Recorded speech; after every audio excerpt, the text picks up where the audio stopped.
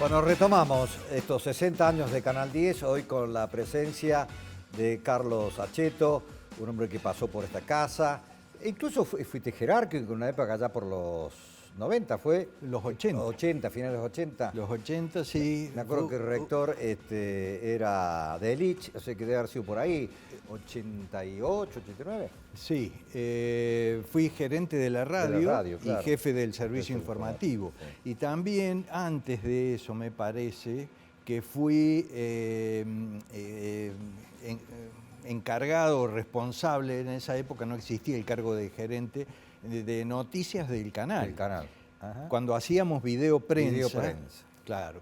Con Ricardo Paladino, que ya lamentablemente en esa época comenzó a tener problemas de salud, falleció muy joven, pero hacíamos videoprensa, un equipo de videoprensa que fue muy interesante, sí. muy interesante, donde estaban, perdón, los quiero nombrar, sí. Es decir, Tito Bosch y Liliana López Foresi leían noticias. Claro. Después, Félix Cariñano hacía economía, Sergio Albarrán hacía deportes, Paladino y yo comentábamos política y Ricardo Césares hacía espectáculos, cines y demás. Un equipazo era. Bien, recién hablabas de economía. Yo te conocí haciendo, me acuerdo tenías un micro con Carlos Agristán en la radio de economía. Exactamente. En esa época yo recién ingresé. ¿A dónde vamos? ¿A dónde vamos? Exactamente. Anduvimos muchos años haciendo ese micro de economía, que tenía una gran repercusión porque era un programa especializado en economía. Entonces teníamos a los protagonistas y generalmente las entrevistas que hacíamos, ese programa salía los sábados al mediodía, eran reproducidas en los diarios nacionales del domingo. Clarín, La Nación y algunos otros, Página 12 en esa época, después cuando comenzó a salir. Bueno, ahora nos vamos a ubicar en lo que fue el 1 de julio del 70, que fue, así como veíamos La Para, la Comisaría 16, como que aquí ya se da concretamente la aparición, en este caso de Montonero, que es la toma de La Calera. Sí, ese fue un hecho dentro de esa nota, que vamos a ver, que yo trabajaste todo el día, la he visto muchísimas veces. Claro. Hay un hecho muy significativo, fue una revelación nacional. Claro. Yo, si querés, lo explico ahora o después de ver la nota, como quieras. Tenemos varios, vamos a ir por parte, porque ese día trabajaste mucho, así que vamos a ir. Primero, por la toma de la comisaría con quien vos hablas y te referencian cómo llegaron. Después está la telefónica, la municipalidad, la gente que detuvieron aquí en Villa Redindarte. Sobre eso. La caja de la plaza, que decían que era una bomba y era una caja de zapatos. No, el hecho significativo, importante, que significó que los canales de Buenos Aires nos pidieran ese material, fue que por primera vez un integrante del grupo Montonero verbalizó que eran peronistas. Claro. Porque un mes atrás, el 29 de mayo del 70, había sido secuestrado Aramburu. Claro, justo primer aniversario del Cordobazo, el 29 de mayo. Exactamente. Sí. Entonces aparecieron comunicados de la organización Montoneros que decía la PB, Perón o muerte, viva la patria y demás. Aparecieron esos comunicados, pero ningún integrante había dicho realmente. Entonces, ese mes se habló mucho y se especuló mucho cuál era el origen de los integrantes de Montoneros. Claro, porque se dio, ahora vamos a ver ese tape precisamente de Luis Lozada, donde al final, por la ventanilla del auto, dice Viva Perón. Pero además la caja esa que habían dejado en la plaza terminó siendo un grabador que enseguida la vamos a ver. Con la marcha peronista. Sí, definitivamente. Si querés, arrancamos entonces y profundizamos este tema. Personal de la policía impide que nos acerquemos un poco más al vehículo en que será trasladado esta persona, cuya edad oscilaría entre los 27 y los 30 años. Será trasladado, según lo que hemos oído hace algunos minutos, a la ciudad de Córdoba. ¿Me sigue, señor?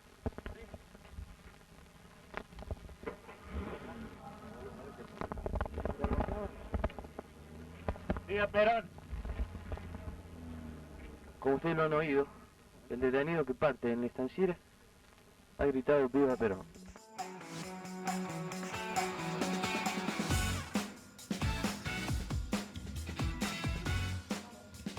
Bueno, y ahí está, como decís. Sí, pero, no parece muy relevante el hecho, Sí. pero cuando, no sé si lo advertiste, yo venía mostrándole el micrófono de Canal 10 Sí. a Luis Lozada, que lo traían detenido y herido. Sí. Cuando lo suben al vehículo, yo le hago señas, había un cordón de soldados que me impedía llegar hasta el auto. Y en determinado momento le hago seña con el micrófono así y me arriesgo y voy y meto el micrófono por la ventanilla y él grita ahí, "Viva Perón". Viva Perón, claro. Yo no esperaba eso, esperaba que dijera Claro. alguna otra cosa, ¿verdad? Claro, no, y además, pues, fíjate, ahora sí lo vamos a ver, que fue cuando hablas con la gente de la comisaría, Sí. que también allí ellos dicen que le hicieron cantar la marcha peronista. Sí, sí. Así No, que eso quedó sí. evidente que... Eso sí, las pintadas eran pintadas. Perón o muerte, Claro. eso sí. Pero que alguien dijera, un integrante de la Claro. organización dijera... Lo verbalizara lo abiertamente. verbalizara, fue la primera vez Claro. en esa época. Que lo levantaron todos los medios de Buenos Aires, ¿no? Claro, claro. Bueno, ahora lo recordamos. Nos encontramos ahora en la comisaría de La Calera. Agente, ¿usted estuvo esta mañana cuando se produjeron los hechos? Bueno, sí estuve, sí. ¿Qué es lo que ha pasado? Bueno, estábamos acá en compañía del oficial Yaniquian y de improviso eran 7:35 por ahí, para un patrullero con la luz roja y todo, todo el tipo característico, con 4 uniformados, uno de oficial con la ametralladora. Entonces, dice el oficial Yaniquian, se presentó, mucho gusto, y dice, ¿usted qué función completa? Bueno, yo soy oficial de turno, dijo acá. Le saludó con la mano izquierda, sí, con la mano derecha, apoyaba una ametralladora PAM, a la pared. Nos ordenaron, nos sacaron las armas, a mí un revólver, al oficial Yaniquén la pistola reglamentaria, diciéndonos que eran montoneros y que eran peronistas y que nosotros no teníamos que ser policía más, y nos obligaron que cantáramos la marcha de muchachos peronistas. 3 cajas con clavos miguelitos habían sido dispuestos por los integrantes del comando para impedir que se los persiguiera. Agente, seguimos comentando el suceso. ¿Se llevaron armas? Sí, hay existencia de armas. No sé exactamente la cantidad, pero había armas de tipo larga, ¿no? Una ametralladora también, creo. ¿Cuánto duró la operación aquí dentro de la comisaría? Más o menos 25 minutos o 30. Decían, al retirarse gritaron "Viva la patria" y "Viva Perón". Carlos, la crónica da cuenta que fuiste el primero en llegar ahí. Fui el primero en llegar. ¿Cómo se enteraron? ¿Cómo te enteraste? No sé cómo trabajaban. Porque es muy temprano, esto eran 7:30 de la mañana, pues. Muy temprano, Claro. sí. La noche anterior, Sí. no la noche, la tarde anterior, yo recibí una llamada en el servicio informativo de alguien que me dijo que guardara reservas, que mañana vas a tener un acontecimiento importante. Anda temprano a la redacción. Después, con los años, Claro. supe quién era un compañero mío de la Facultad de Psicología, integrante de Montoneros. Mira vos. Sí.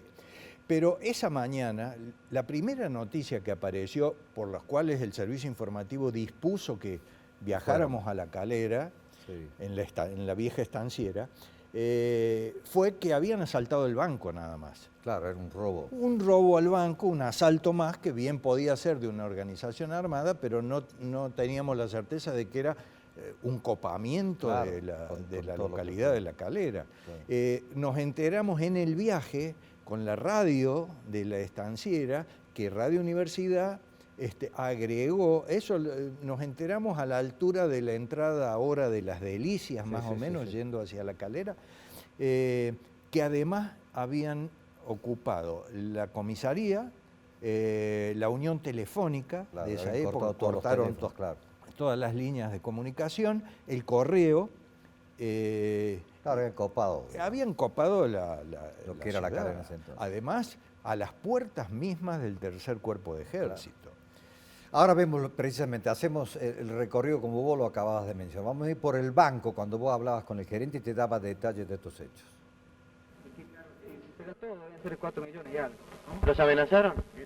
No, nos dijeron que levantáramos los brazos, que permanecemos contra la pared, contra los bancos, aquellos. No hubo violencia. No, ¿Cuántas personas eran? Aquí dos. Entraban dos, luego entró una mujer, creo que yo no la vi. Uniformado. No, no. No estaban No, uniformados. estaban vestidos así nomás, sí. ¿Tenían transmisor? Transmisores y se comunicaban con otros lugares aquí de la localidad, que eso sería el correo, la policía y la unión telefónica.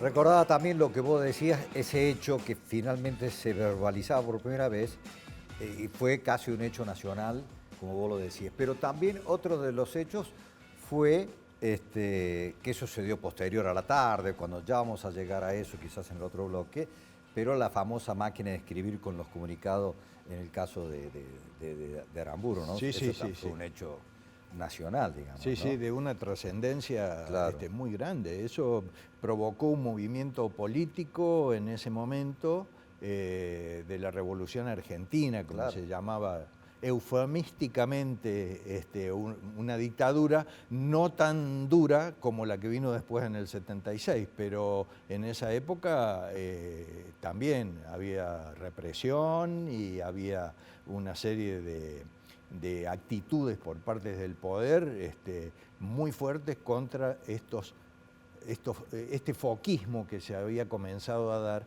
en distintos lugares y particularmente en Córdoba, ¿no? Claro. Vemos ahora una parte en la que veo que se trabajaba tranquilo, digo, al menos aparentemente, podías hablar con los protagonistas. Hoy por ahí te lo esconden, no te lo dejan, viste, las relaciones públicas por allí no te dejan. Pero hablaste con el gerente, hablaste con el comisario, incluso hablaste, que es lo que vamos a hacer ahora, con un inspector municipal. Sí, sí, sí. A ver, llegamos temprano y eso nos dio ventajas. Claro. La sorpresa, el ejército estaba desconcertado, la Claro. policía ni hablar, había sido copada la comisaría de La Calera, que era muy chiquita, eran pocos integrantes. Ellos estaban ocupados en la persecución de quienes habían ocupado, quienes habían copado la localidad. Por lo tanto, nosotros trabajamos normalmente, tanto yo como otros colegas periodistas que ya también habían llegaron llegado, después, ¿no? Sí. Bueno, y ya se generaba esa adrenalina, supongo, ¿no? Porque ya estabas bastante informado de lo que había pasado, que era un Exactamente. hecho importante, más allá del robo del banco, ¿no? Sí, sí. Mi preocupación, entre otras, Sí. en ese momento, era que nos alcanzara la película, la cantidad Claro, de película que para teníamos. poder llegar. Claro. Bueno, recordamos el inspector municipal. Un inspector municipal de tránsito se encontraba esta mañana en la esquina de la municipalidad, colindante con el Banco de Córdoba. Inspector, este auto, ¿de qué se Presumiblemente era de los tipo comando, de los ladrones estos, y me encontré con otra caja que estaba allí, de explosivo, que decía peligro explosivo y que se sentía un grabador. ¿A usted lo llevaron adentro del banco? Adentro del banco. Yo tuve que intervenir cuando lo chocaron al jeep del comisario. ¿Cuántas personas vio usted en total? Bueno, yo vi 7 en total. 2 que lo tenía el comisario, lo trajeron del jeep y lo tenían en esa esquina, arriba de la mano y los palparon de armas. Después, otros 2 acá llevan una bolsa en forma de bolsa de rancho tipo militar, pero blanca. 2 o 3 llevan. Todos jóvenes. Todos jóvenes, sí. Gracias, muy amable. Y en este momento nos ha llegado uno de los brazaletes que han usado los miembros del Comando Montonero. Lleva el número 12 y es azul y blanco, una cinta de la bandera de Argentina. Bueno, ahí ya estaba el sello, ¿no? Ya con el brazalete. Sí, sí, el sello Era estuvo desde un primer en un primer momento. momento que era Montonero. Se sabía en Exacto. ese entonces de Montonero por lo de Aramburu que había hecho un mes antes, Exacto, ¿no? exacto. Pero en Córdoba fue la primera aparición. Sí, digamos, ¿no? algunas pintadas Claro. habían aparecido que decía Montoneros, pero no muerte. En distintos lugares, comunicados de que se adjudicaban esos asaltos a los bancos, ese tipo de cosas. Pero hecho así importante, trascendente, operativamente, Claro. fue este. Y ese brazalete, ¿qué se les habría caído? Ese ¿Se lo brazalete alcanzaron? apareció en la puerta del correo. Ah, del correo. Yo lo recogí de ahí, como llegamos temprano, Claro. fuimos uno de los primeros que habíamos llegado, se ve que el ejército no había pasado todavía por Eso que ese estaba lugar. cerca, ¿no? Bueno, pero habían cortado todas las líneas. Sí, sí, estaba El tercer todo. cuerpo relativamente. Exacto. Y ese brazalete lo conservé durante muchos años. Ah, mira. Y después, en la época de la dictadura del 76, yo me volví a Villa María, es decir, un exilio interno, digamos, en la casa de mis padres, y tenía ese brazalete. Y en determinado momento la situación era Claro. muy Se difícil encontraban con y eso. demás. Decidí enterrarlo envuelto en una bolsa de nylon junto con muchos libros y demás, porque en esa época eran comprometedores, ¿no? Bueno, pasó el tiempo y después cuando quise volver a buscarlo. recuperarlos estaba todo deteriorado, Ah, ya por no la sabía humedad más, y todo eso. no sabía más. Carlos, vamos a hacer otra pausa, pero seguimos conversando contigo. Vamos a recordar, antes de irnos a la pausa, la trivia de esta noche para que ustedes piensen en casa a ver si lo saben o no. Seguramente entre la ayuda de todos pueden sacarlo. ¿En qué año Montonero robó el cadáver de Aramburu?